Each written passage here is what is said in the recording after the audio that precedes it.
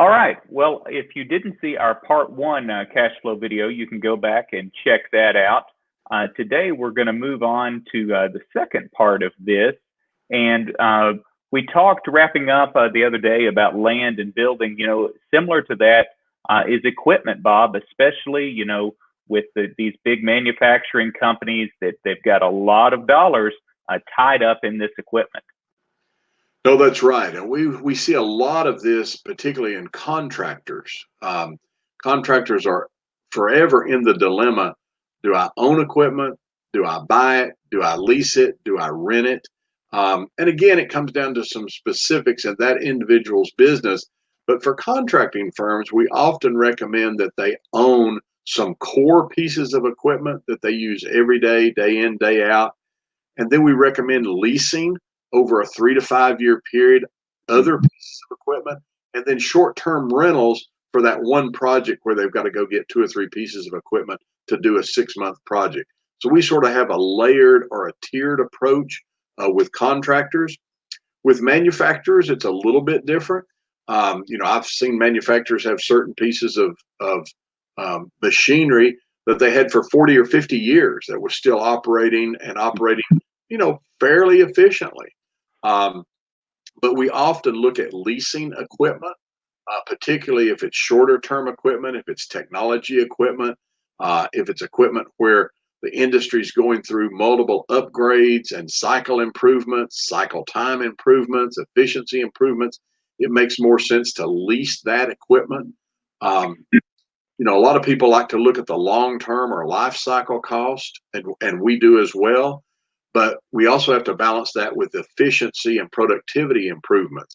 And oftentimes, you can generate more production with fewer pieces of equipment because they're so much more efficient now. So your profit per machine hour can actually be higher with upgrading systems and processes and other pieces of equipment. And we also advocate outsourcing non-core production processes. For instance, if we'll just make up an example, if painting in your product is a non-core process, then we might outsource that. A good example is the automotive and truck industry. GM, Ford, Fiat Chrysler, they're making product every day, but specialized products they don't tend to make. For instance, we had a client that needed to upgrade their 250 vehicle fleet, and they needed to have ladder racks. They needed to have decals. They needed to have storage bins. And they had about 4 or 5 different configurations of vehicles. Well, working with one of the manufacturers and with a leasing company, because we were going to lease these pieces of equipment, because it was actually cheaper, more cost efficient to lease the equipment and turn it in than owning it and running it 300,000 miles. We actually ran the numbers, and it was better to turn these every 4 to 5 years. Well, the manufacturers have upfitters that are located near the factories. So the trucks would come off the assembly line, go 3 miles down the road to an upfitter, and then they would put the ladder racks, the storage bins, the decals, all of that on it. It would come to the client completely equipped, ready to go day one, all as one package, all financed together as well. And then all their vehicles were similarly marked and good for their branding. So it was a non-core function for the truck manufacturer, but they outsourced those things that someone else does more efficiently for them. Makes sense. You touched on the leasing versus buying of vehicles. Now, this is something that this affects businesses of all sizes, right? From one vehicle to a fleet of 500, business owners have to make this decision. So kind of walk us through, when you say run the numbers, exactly what that looks like to make the decision for a company on leasing versus buying the vehicle. Sure.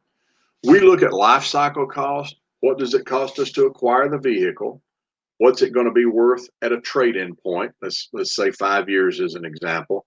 What's the maintenance going to be? What's the insurance? What's the operating cost? All of those things.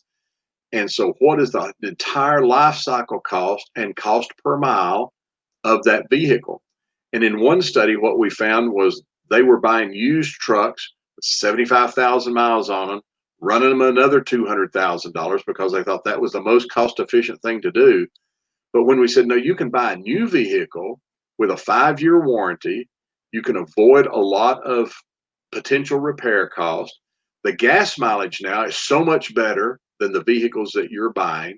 The insurance rates are actually less. So we factored all of that into it, and we proved to ourselves and to the client that a 5-year turn on a lease vehicle that was driving 25,000 miles a year or 125 over its cycle was actually less costly than buying a used vehicle for a much less upfront price, but cost more over the long run.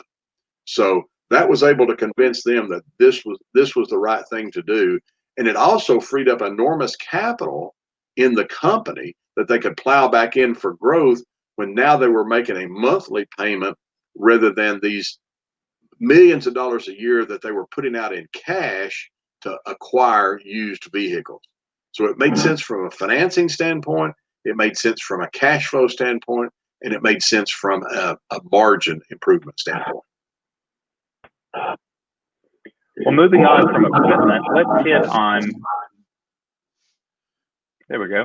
Let's talk about debt.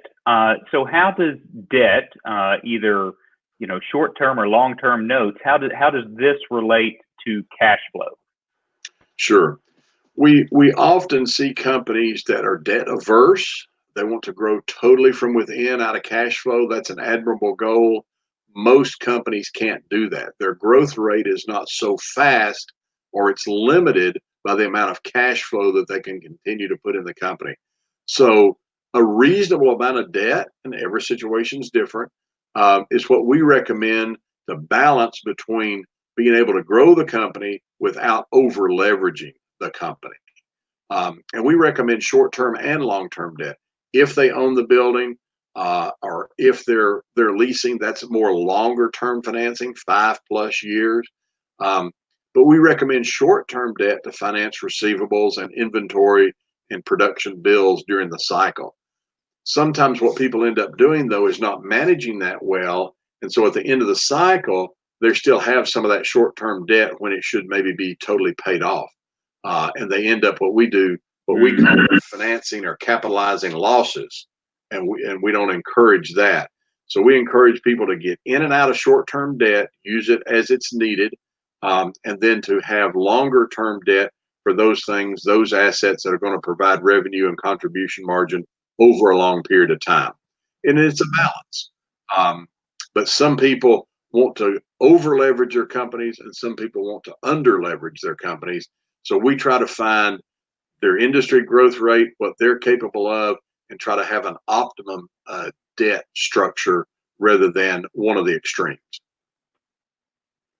Well, let's go ahead and wrap this up here for part 2 of our cash flow bullet series.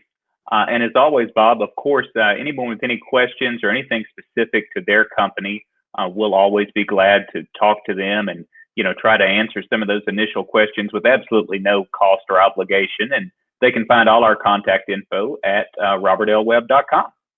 Sounds good.